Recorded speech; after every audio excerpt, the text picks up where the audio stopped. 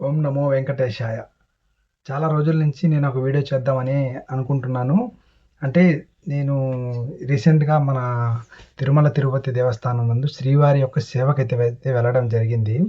చాలామంది భక్తులైతే నన్నైతే అడుగుతున్నారు. అందులో మళ్ళీ మెసేజ్‌లు కూడా చూస్తున్నారు. మీరు శ్రీవారి యొక్క సేవకు వెళ్లారు గదా! అసలు ఏం జరిగింది? ఎలా జరిగింది? సేవ ఎన్ని రోజుల పాటు ఉంటుంది? ఏంటి అని దాన్ని క్లారిటీగా చెప్తాను నేను. ఇంకోటేంటంటే ఇక్కడ మీకు స్పెషల్‌గా నేను చెప్పాల్సిన విషయం ఏంటంటే నేను మన తిరుమల తిరుపతి దేవస్థానంకైతే వెళ్ళడం అయితే జరిగింది. సేవ అనేది కంప్లీట్‌గా మనకి 7 రోజుల పాటు సేవ అయితే ఉంటుంది. నేను ఆ ఆనంద నిలయంలో సేవ చేస్తుంటే నాకైతే ఎంతో హ్యాపీ అనిపించింది. ఖచ్చితంగా ప్రతి ఒక్కరు కూడా సేవ చేయండి. ఇక్కడ మీ అందరికీ తెలియాల్సిన విషయం అయితే ఒకటి నేను మీతో చెప్పాలని నేనైతే మీ ముందుకైతే రావడం జరిగింది ఈరోజు. శ్రీవారి సేవలో భాగంగా ఒక అద్భుతమైన విషయం అయితే జరిగింది. నేను ఈ విషయాన్ని మీ అందరితో షేర్ చేసుకోవాలని నేనైతే ఈ వీడియో అయితే చేస్తున్నాను. శ్రీవారి సేవ గురించి నేను డీటెయిల్స్ అనేవి ఇంకా రానున్న వీడియోస్‌లో కూడా మీకు తెలియజేస్తాను. అలాగే శ్రీవారి సేవకి నేను మిమ్మల్ని అందరినీ కూడా ఖచ్చితంగా తీసుకెళ్తాను. ప్రతి ఒక్కరూ నాకు అందుబాటులో అయితే ఉండండి. టచ్‌లో ఉండండి. నేను ఒక వాట్సాప్ గ్రూప్ కూడా క్రియేట్ చేస్తాను.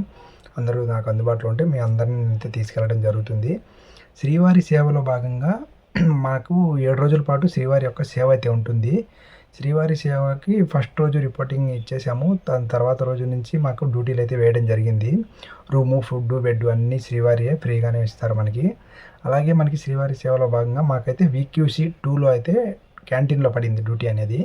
వీక్యూసీ 2 క్యాంటీన్‌లో మా డ్యూటీ ఏముంటుంది అని మీకు సందేహం వచ్చే ఉంటుంది. మా డ్యూటీ అయితే ఈవినింగ్ 5 టు నైట్ 11 వరకు అయితే ఉంటుంది. డ్యూటీ అవర్స్ వచ్చేసి 6 అవర్స్ అనమాట. మా డ్యూటీ వచ్చేసి క్యూలో వెళ్తుంటారు కదా! కాంప్లెక్స్‌లో అయితే కంపార్ట్మెంట్‌లో వేసి ఉంటారు కదా! ఆ భక్తులకి మనకి ప్రతి ఒక్కరు ఆకలితో ఉంటారు. ఎప్పుడో ఎర్లీ మార్నింగ్ క్యూలోకి వచ్చుంటారు. వాళ్ళనందరిని కంపార్ట్మెంట్‌లో వేయడం అయితే జరుగుతుంది.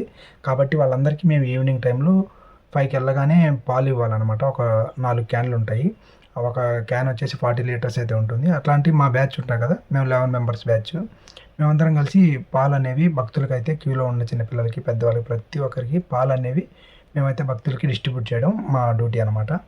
పాలయిపోగానే దాని తర్వాత మళ్ళీ వెంటనే మనకి సాంబార్ రైస్ వస్తుంది. ఒక హాఫ్ అన్ అవర్ గ్యాప్ ఇచ్చిన తర్వాత ఆ సాంబార్ రైస్ అనేది మళ్ళీ డిస్ట్రిబ్యూట్ చేయాలి ప్రతి ఒక్కరికి. దాని తర్వాత మళ్ళీ నైటు సాంబార్ రైస్ వచ్చేసి 2 టైమ్స్ ఇస్తామనమాట. ప్రతి ఒక్క భక్తుడు అనేవాడు ఎవ్వరూ మనకి ఖాళీ కడుపుతో అయితే ఎవరు ఉండకూడదనమాట. కాబట్టి ప్రతి ఒక్కరికి పాలు కానీ, సాంబార్ రైస్ కానీ, దాని తర్వాత మళ్ళీ నెక్స్ట్ ఉప్మా కూడా పంపిణీ చేస్తాము. ఇట్లా ప్రతి ఒక్కరు తినేటట్లు అందరికీ ఇచ్చేసి అంతా అయిపోయినాక వాళ్ళందరూ పడుకున్న తర్వాత మేమైతే మళ్ళీ 11:00 మళ్ళీ రూమ్‌కి రావడం అయితే జరుగుతుంది. ఈ విధంగా మాకు 3 డేస్ అయితే డ్యూటీ జరిగింది. మొత్తం కంప్లీట్ 7 డేస్ ఉంటుంది డ్యూటీ. ఈ 7 డేస్‌లో ఒకరోజైతే ఖచ్చితంగా మనకి టెంపుల్ డ్యూటీ అయితే పడుతుంది. ఆ రోజు మనం టెంపుల్‌లోనే డ్యూటీ చేయొచ్చు. ఏ ప్లేస్‌లో ఏస్తారనేది అది వాళ్ళ ఇష్టం అనమాట. అలాగా శ్రీవారి సేవలో భాగంగా 7 రోజుల డ్యూటీలో పాటు మనకు 3 డేస్ అయితే అయిపోయింది. నేను 4థ్ డే వచ్చేసి ఇక్కడ నాకు ఈవెంట్స్ ఉండడం కారణంగా నేనైతే ఇంటికైతే వచ్చేయాలని అయితే ఫిక్స్ అయిపోయాను. మాకు మూడో రోజు డ్యూటీ వచ్చేసి క్యాంటీన్ దగ్గరైతే డ్యూటీ వేయలేదు. ఆ రోజు 31 మే 31 తేదీ అనమాట. ఆ రోజు చాలా స్పెషల్ డే అనమాట. గరుడ సేవ దగ్గర మాకు డ్యూటీ అయితే వేశారు.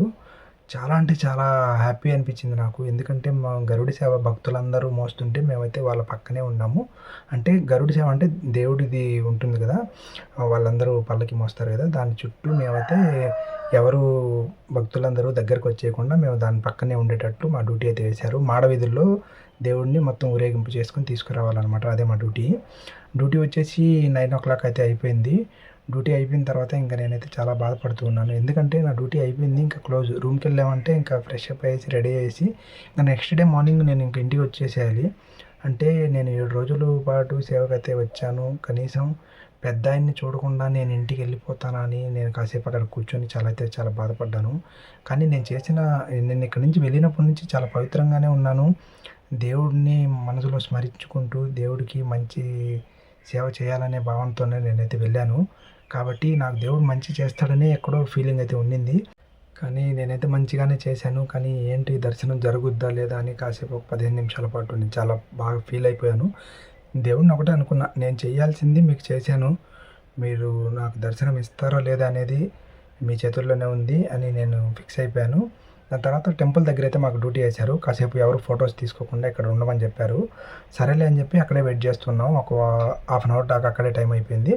హాఫ్ అన్ అవర్ తర్వాత అక్కడ ఒక ఎంట్రన్స్లో పోలీస్ అతను ఉన్నాడు. అతన్ని అడిగాను, నేను ఇట్లా డ్యూటీకి వచ్చాను, మాకు ఒక్కరోజు కూడా టెంపుల్ డ్యూటీ అయితే పడలేదు, నేను రేపు మార్నింగ్ ఇంటికి వెళ్ళిపోతున్నాను, దేవుడికి దర్శనం అయ్యే ఛాన్స్ ఏమైనా ఉందా అని అడిగితే, ఇక్కడైతే ఏం లేదు బ్రదర్, మనం ఏం చేయలేము అన్నాడు.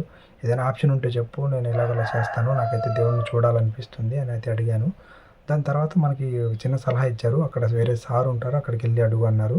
సరే అని చెప్పి అక్కడికి వెళ్ళాను. అక్కడ 10 గంటలకి నైటు శ్రీవారి సేవకి భక్తులందరికీ అందరికీ చెప్తున్నారనమాట. టెంపుల్లో ఎట్లా టెంపుల్ డ్యూటీ ఉంది, 150 మెంబర్స్ వరకు ఉన్నారు, వాళ్ళందరికీ చెప్తున్నారనమాట. ఏకాంత సేవ అనమాట డ్యూటీ. 10 గంటలకు డ్యూటీ ఎక్కుతారు, వాళ్ళందరికీ ఇట్లా ఇట్లా చేయాలని చెప్పి అందరికీ చెప్తున్నారు. నేను డైరెక్ట్గా వెళ్ళి అడిగాను, సార్ ఒక 2 మినిట్స్ మీతో మాట్లాడాలి అని చెప్పి, ఇది పరిస్థితి అని చెప్పేసి నేను ఉన్న విషయం అంతా క్లారిటీగా సార్కి చెప్పాను. సార్కి ఏమనిపించిందో ఏమో మనకు తెలీదు, బయట వెయిట్ చేయమన్నారు. సరే అని చెప్పి ఒక 10 మినిట్స్ వరకు వెయిట్ చేశాను. వెయిట్ చేసిన వెంటనే 10 మినిట్స్ తర్వాత నన్ను అయితే పిలిచారు. పిలిచి డైరెక్ట్గా నాకైతే డ్యూటీ పాస్ అయితే ఇచ్చారు. అంటే డైరెక్ట్ గుడిలో డ్యూటీ అనమాట నాది. నాకైతే చాలా అంటే చాలా సంతోషం అనిపించింది. అప్పుడే నాకు స్వామివారు నిజంగా మీరు ఉన్నారు స్వామి అనిపించింది. దాని తర్వాత ఇంకోటి ఏంటంటే, వాళ్ళందరి డ్యూటీలు అనేవి గొల్లమండపం నుంచి అంత దూరంగానే పడ్డాయి, కానీ నా డ్యూటీ మాత్రం రోప్ 1లో పడింది. అంటే బంగారు వాకిల్లో నా డ్యూటీ అనమాట. వచ్చే భక్తులందరినీ కొంచెం లాగుతూ తొందరగా అందరినీ లోపలికి పంపించేటట్లు. నాకైతే ఎంత సంతోషం అనిపించిందంటే అంత సంతోషం అనిపించింది. ఆ విధంగా జరిగింది. దాని తర్వాత డైరెక్ట్ నేను ఇంకా ఫుడ్ కూడా తినలేదు, డైరెక్ట్ అలాగే డ్యూటీకి వెళ్ళిపోయాను. మార్నింగ్ నుంచి డ్యూటీలోనే ఉన్నాను కాబట్టి ఇంకా తినే ఛాన్స్ లేదు. వెళ్ళిపోయాను ప్రశాంతంగా. స్వామివారి దర్శనం ఖచ్చితంగా నేను చెప్పాలంటే 9 సార్లు దర్శనం అయితే జరిగింది నాకు. అస్సలు నేను నా జీవితంలో ఇలాంటి దర్శనం మళ్ళీ జరుగుద్దో లేదో కూడా నాకైతే తెలీదు. కానీ అలాంటి దర్శనాన్ని నాకైతే దేవుడు ఇచ్చాడు. కాబట్టి నేను ప్రతి సంవత్సరం స్వామివారి పిలుపుతో ఖచ్చితంగా నేను స్వామివారికి సేవ చేయాలని నేను మనస్ఫూర్తిగా కోరుకుంటున్నాను. ఆ పెద్ద ఆయన నా యందు ఉండి నన్ను ఖచ్చితంగా ప్రతి సంవత్సరం పిలిపించుకుంటాడని కూడా నేనైతే అనుకుంటున్నాను. కనీసం నేను స్వామివారి దర్శనానికి వెళ్ళినప్పుడు, ఒక్కసారి వెళ్ళినప్పుడు 2 నుంచి 3 నిమిషాల పాటు స్వామివారిని అలాగే చూస్తూ ఉండిపోయాను. అదేవిధంగా నాకు 9 సార్లు అయితే దర్శనం జరిగింది. అలాగే నైట్ స్వామివారికి పైన వేస్తారు కదా పూలు, ఆ పూలన్నీ నేను తాకడం కూడా జరిగింది. అవన్నీ బయటికి తీసుకొచ్చిన తర్వాత స్వామివారికి నిద్రపిచ్చేటప్పుడు ఒక ప్రసాదం లాగా పెడతారు కదా, ఆ ప్రసాదాన్ని నేను కూడా తిన్నాను. అస్సలు నాకెంత హ్యాపీ అంటే అంత హ్యాపీ. ఇలాంటి దర్శనం మళ్ళీ జరగాలని నేనైతే మనసారా స్వామివారినే కోరుకుంటున్నాను. ప్రతి సంవత్సరం నేను స్వామివారి సేవలో పాల్గొంటాను.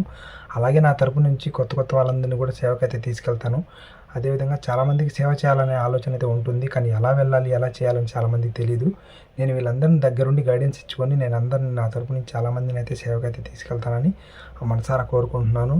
నేను ఇంకా అనుకున్నవన్నీ జరగాలని ఆ దేవుణ్ణి మనసారా కోరుకుంటూ ఉన్నాను. నేను ఈ యొక్క విషయాన్ని మీ అందరికీ షేర్ చేసుకోవాలని ఎప్పటి నుంచో అనుకుంటున్నాను. అది ఈరోజు ఈ వీడియో రూపంలో అయితే మీ అందరికీ తెలియజేస్తున్నాను. అది దేవుడి అనుగ్రహం ఉంటే మనం అనుకున్నది కూడా జరిగిపోతుంది. కాబట్టి ప్రతి ఒక్కరూ స్వామివారిని నమ్మండి.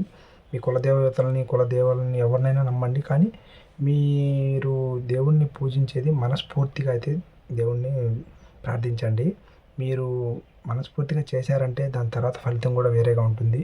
మీరు ఏదో చేయాలి అన్నట్టు చేస్తే దాని వెనకాల వచ్చే ఫలితం కూడా అలాగే ఉంటుంది. నేను స్వామివారికి ఎంతో పట్టుదల, కృషితో, ఎంతో ఇష్టంతో అయితే నేనైతే సేవ చేయడం జరిగింది. కాబట్టి నాకు ఆ స్వామివారి దర్శనం అయితే 9 సార్లు ఇచ్చాడు. అలాంటి దర్శనాలు మళ్ళీ జరగాలని నేనైతే మనసారా కోరుకుంటున్నాను. ఈ విషయాన్ని మీతో కూడా షేర్ చేసుకున్నందుకు నాకైతే చాలా సంతోషంగా ఉంది. మరొక వీడియోలో మళ్ళీ కలిసేద్దాం. ఉంటాను. బాయ్. ఓం నమో వెంకటేశాయ.